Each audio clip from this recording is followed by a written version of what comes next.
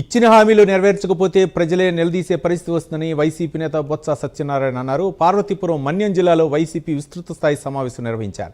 ముందుగా వైఎస్ రాజశేఖర రెడ్డి విగ్రహానికి పూలమాల వేసి నివాళులర్పించారు. అనంతరం బాబు షూరిటీ భవిష్యత్ గ్యారంటీ QR కోడ్ని విడుదల చేశారు.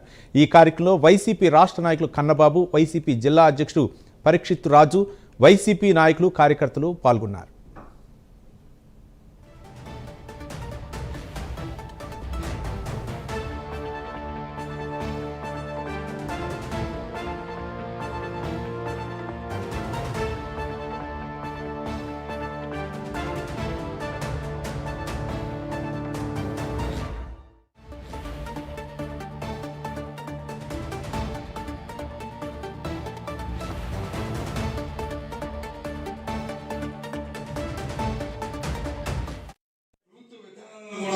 వారికి ఇంకా చేయవలసిన కార్యక్రమం అంటే ఆ కార్యక్రమాలు చేసుకెళ్తుంటారు.